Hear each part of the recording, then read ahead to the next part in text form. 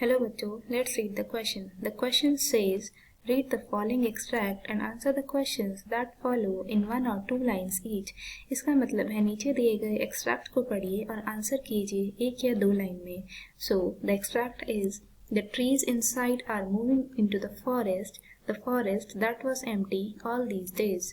इसका मतलब है जो ट्रीज है घरों में लगे हुए हैं वो फॉरेस्ट में मूव करना चाहते हैं उन फॉरेस्ट में जो कि बहुत दिनों से खाली पड़े हुए हैं. The key concept is trees are moving from house to forest. इसका मतलब है जो ट्रीज घरों में लगे हुए थे वो अब फॉरेस्ट में मूव हो रहे हैं. Let's go through the questions. The question is part number A. Where are the trees at the moment? इसका मतलब है ट्रीज इस मोमेंट पर कहाँ है. Answer is at the moment the trees are in the cramped space of the narrator's house. इसका मतलब है इस मोमेंट पर ट्रीज क्रैम्प्ड स्पेस में है, बहुत ही कंजस्टेड स्पेस में है, मतलब छोटी जगह में है नरेटर के घर में. Part number B. Where are the trees going now? इसका मतलब है ट्रीज अब कहाँ जा रही हैं. The answer is the trees are going to the forest which is their natural habitat from which they were separated. इसका मतलब है ट्रीज अब फॉरेस्ट में जा रहे हैं अपनी नेचुरल हैबिटेट में जो कि उनकी नेचुरल आदत है जिनसे वो अलग हुए थे. Part number C. Why was the forest empty all these days? इसका मतलब है फॉरेस्ट बहुत दिनों से खाली क्यों पड़ा हुआ था. The answer is the forest has been empty all these days because the trees has been removed and planted into the house. इसका मतलब है फॉरेस्ट बहुत दिनों से खाली इसलिए पड़ा हुआ था क्योंकि फॉरेस्ट में से प्लांट रिमूव कर दिए गए थे और घरों में लगा दिए गए थे. Part number D. Which poetic device has been used in these lines? इसका मतलब है ऊपर दिए गए एक्सट्रैक्ट में कौन सा पोएटिक डिवाइस यूज्ड हुआ है.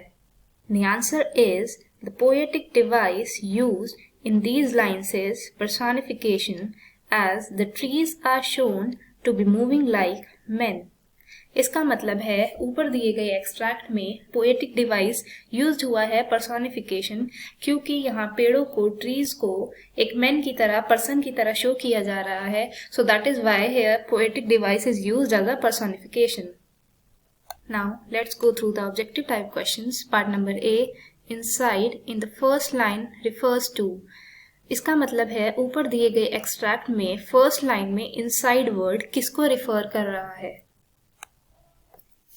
So the answer is the poets house क्योंकि इनसाइड वर्ड पोएट के घर को रिफर किया गया है क्योंकि ट्रीज पोएट के घर में लगाए गए थे पोएट के घर के अंदर. So that is why inside word यहाँ पोएट के घर को रिफर किया गया है. Part number B. The poetic device used in first line is. इसका मतलब है एक्सट्रैक्ट की फर्स्ट लाइन में कौन सा पोएटिक डिवाइस यूज्ड किया गया है. The answer is personification. First line में एक्सट्रैक्ट में पोएटिक डिवाइस पर्सोनिफिकेशन यूज किया गया है क्योंकि ट्रीज को पर्सन की तरह ट्रीट किया जा रहा है तो यहाँ पर पोएटिक डिवाइस यूज किया गया है personification. Part number C. The forest has been devoid of. Part number first people. Part number second animals. Part number third birds. Part number fourth trees. क्या फॉरेस्ट मूव करना चाहते थे forest में trees के पास, मतलब फॉरेस्ट के पास क्या नहीं था. Part number first people, second animals नहीं थे वहाँ पर, थर्ड बर्ड्स नहीं थे वहाँ पर, फोर्थ नंबर ट्रीज नहीं थे. तो आंसर इज ट्रीज. वहाँ पर ट्रीज नहीं थे. Part number D. The trees move to the forest too. इसका मतलब है ट्रीज मूव कहाँ करना चाहते थे और फॉरेस्ट में करना चाहते थे तो वहाँ पर क्यों करना चाहते थे move. Part number first be in their natural habitat. क्या वो अपनी नेचुरल हैबिटेट में रहना चाहते थे, अपनी आदत में रहना चाहते थे. Part number second enjoy the shade of biggest trees. क्या वो बड़े पेड़ों की शेड को एंजॉय करना चाहते थे. Part number third provide shelter to birds. क्या वो बर्ड्स को शेल्टर प्रोवाइड करना चाहते थे. Part number fourth provide fruit to people? क्या वो लोगों को फ्रूट्स प्रोवाइड करना चाहते थे? The answer is be in their natural habitat. वो अपनी नेचुरल हैबिटेट में रहना चाहते थे पहले की तरह.